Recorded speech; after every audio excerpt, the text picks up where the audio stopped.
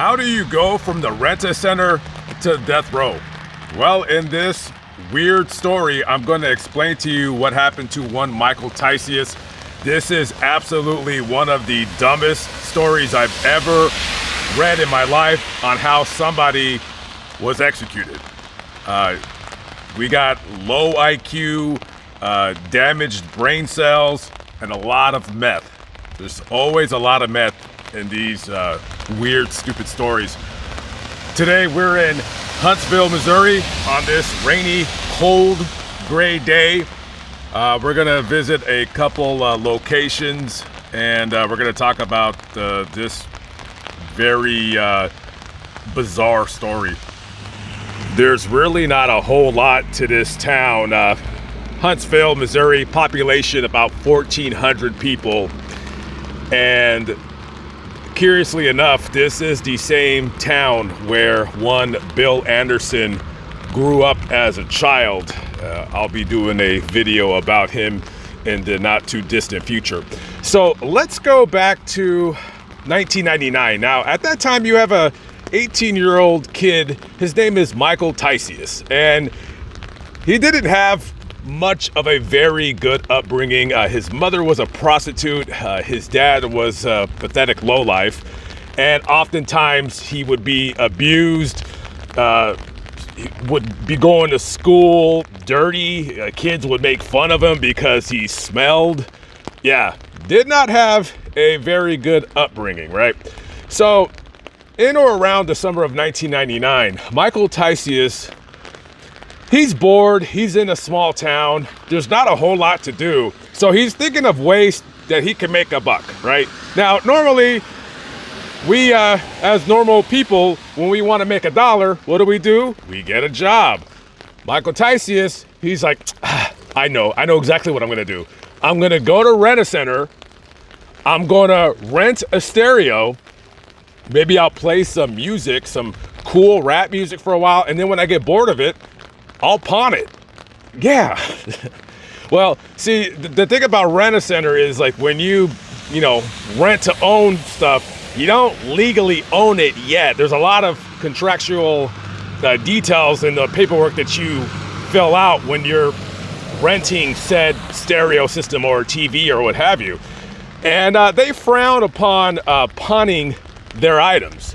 So eventually he is arrested for that crime. I guess you would call it theft. So he goes to jail, and well, he doesn't stay there too long because, he's young, and they're looking at him and he's kind of stupid, so they give him probation.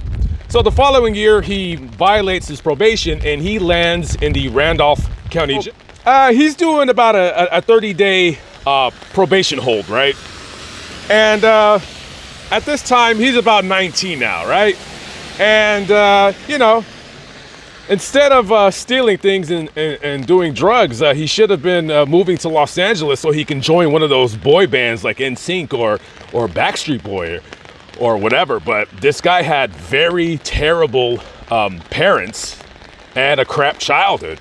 So while he's in jail, he's locked up with a guy named Roy Vance. Roy's a little bit older than him, about 8 years his senior.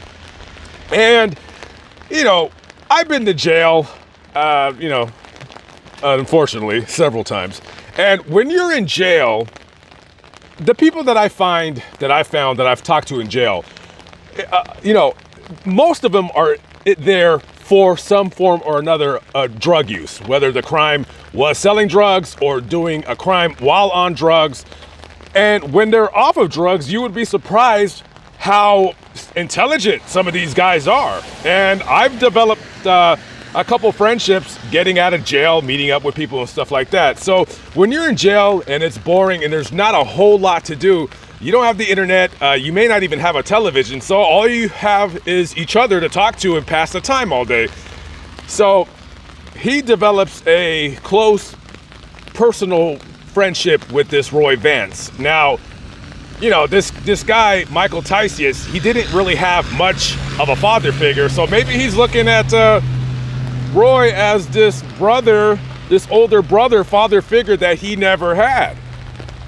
So one day they're talking, and I'm not sure, I couldn't find exactly what Roy was incarcerated for, but he told Michael that, you know, he's gonna be doing 50 years in prison for whatever it is that he did. He came up with a great idea. He said, you know what?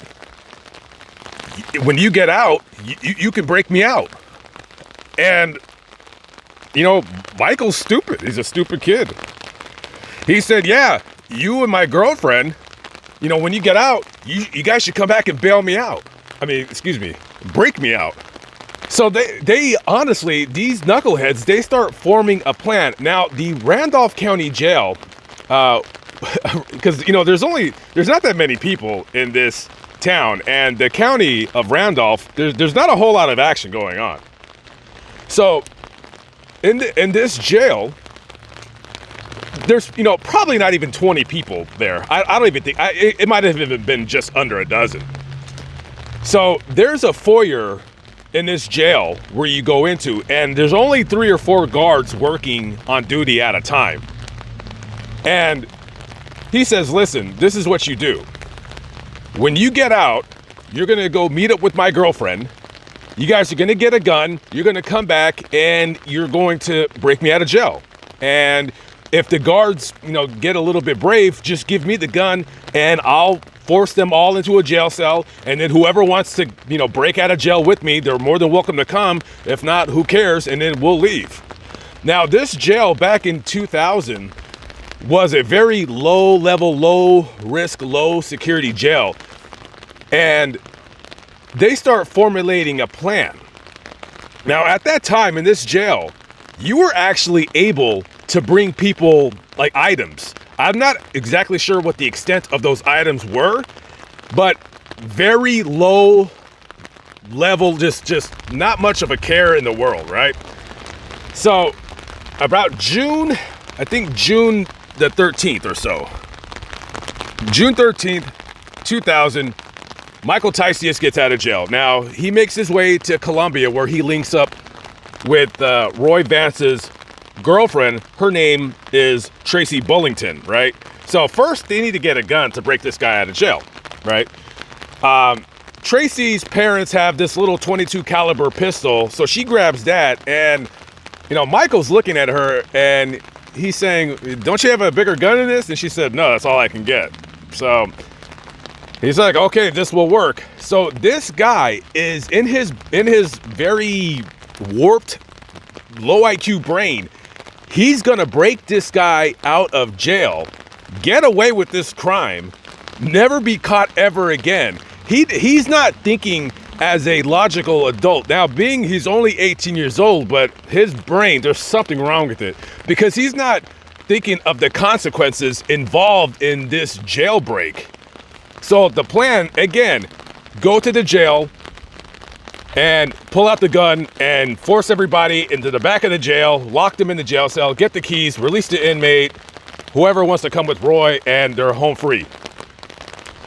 So over the course of several days, Tracy and Michael, they're smoking dope, getting high, getting twacked out of their minds, and they're gonna do this. Tracy's all in on breaking out her loser boyfriend.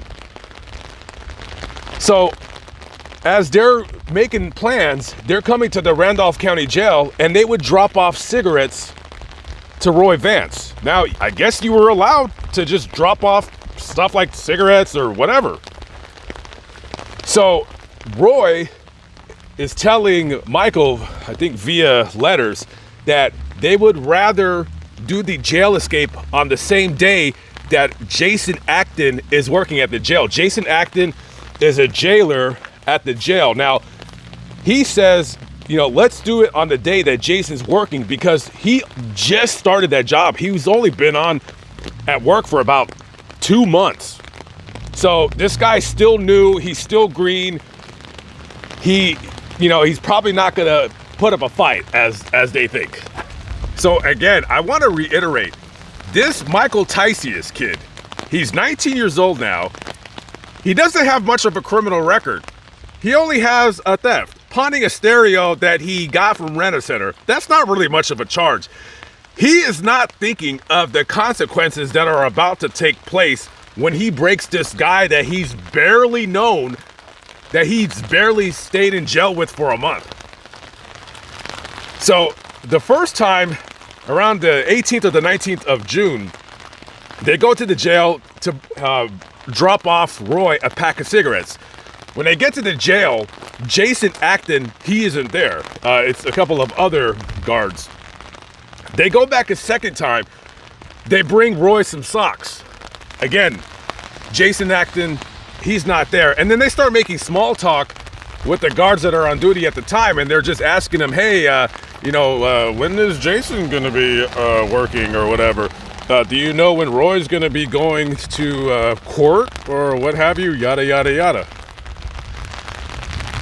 So they would go back to the jail a couple more times.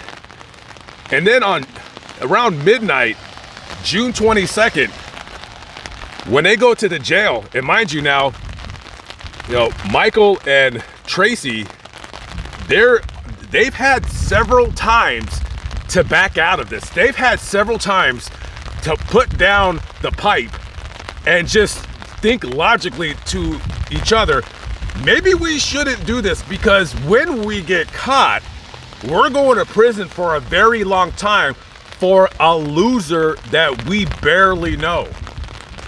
But no, they're meth out, balls to the wall. They don't care. They're getting that guy out of jail. And June 22nd, right at around midnight, Michael goes to the Randolph County Jail. He has a pack of cigarettes in his pocket, and he has a .22 caliber pistol in his pocket. Might have been a revolver, but I don't know. They don't make too many .22 caliber revolvers anymore, but it could have been a revolver. Point is, it was a gun. Him and Tracy make their way to the jail, which that house right there, that two-story brick house, that used to be the jail back in 2000. They built a new jail down the road right here, but this is the location where that happened. So they come up to this building and they go through that door, and sitting there is the supervisor, or the Sergeant Leon Egley. So they ask Sergeant Leon Egley, hey, where's Jason Acton? And he says, oh, he's in the back. Oh, okay. So Jason Acton comes from the back, and immediately Michael pulls out the gun and shoots Jason right above the left eyebrow. The bullet goes crashing into his head, going through his brainstem, and it lands right in his cerebellum, killing him ultimately, instantly. Leon jumps up to try to grab Michael, and he shoots him one or two times, like somewhere in the torso. He falls onto the ground. So now Michael goes into where the deputy's room, and he starts like just grabbing the keys. He goes into the back of this home right here, and Roy, he's in his jail cell, and he's like, oh crap, gunshots, like this wasn't the plan. And he's trying to open up his jail cell, and none of the keys are working. Now, you just shot two jailers, killing one of them, and you're trying to open this guy's jail cell. And I don't know how long he was making an attempt to open this man's jail cell, but he wasn't even able to find the correct key to break him out of jail. So now this kid is up to his ears in bleep, right? So as he tells Tracy, hey, let's get the hell out of here, he goes into the room, and as he's exiting, Leon, who's still alive, grabs his leg. And as he makes an attempt like to grab his leg, Michael shoots him 3 times in the head, killing him. And it all happened right here in this what once was a jail, now It's a private residence, somebody lives there. After Michael kills both jailers, him and Tracy, they hightail it out of town. They drive about 2 hours west, right through St. Joseph, out to Kansas, about 130 miles away, where their car broke down. Now, later that day, they were both apprehended and arrested, and both were charged, along with Roy Vance, the idiot that they were trying to break out of jail with both of the jailers' murders. Now, Tracy Bullington, she ended up testifying against Michael Tysius in exchange for a life sentence. Roy Vance, he ends up getting a life sentence for this, and Michael Tysius, 19 years of age, ends up getting the death penalty. And try as it might, you had a lot of death penalty advocates. They do this for fun. They just try to stop every single execution.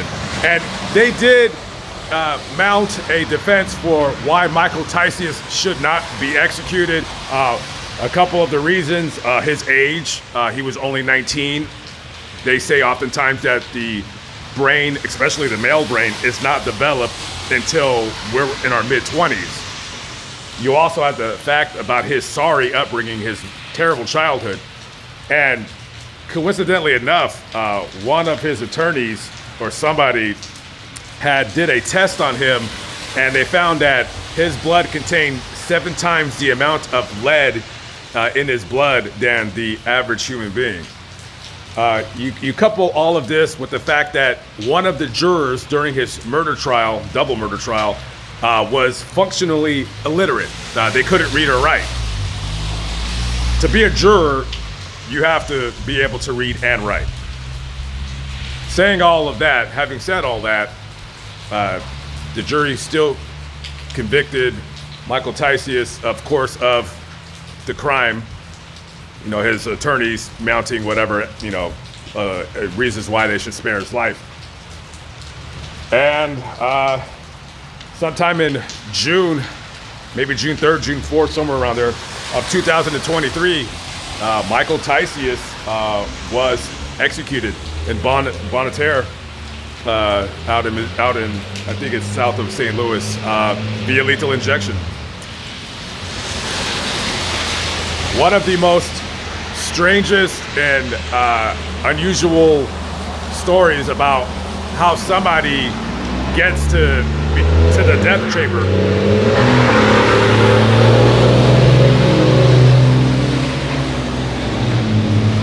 Not much happens in Huntsville, so let the man squeal his tires. It's raining, for goodness sakes.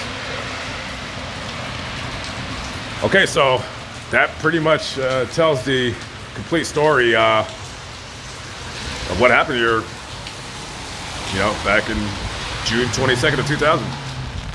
Half a mile away from where Leon was murdered, we're at the Huntsville City Cemetery, and this is his final resting place.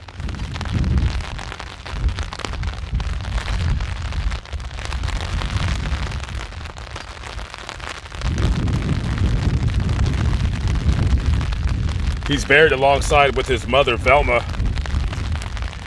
And coincidentally enough, Jason Acton, the other man who was shot and killed, he's buried down in Columbia, Missouri. I visited his grave. I happened to be at the same cemetery doing another story. So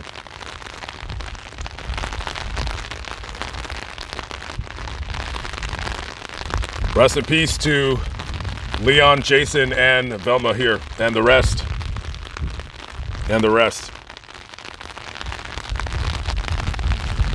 Okay, guys, I'm in the road. Gotta try to make a mental note to come back to this cemetery, preferably when the weather improves, because it's only gonna get colder as the recording of this video. Okay, guys, I'll see you on the next video. Be good. Peace out.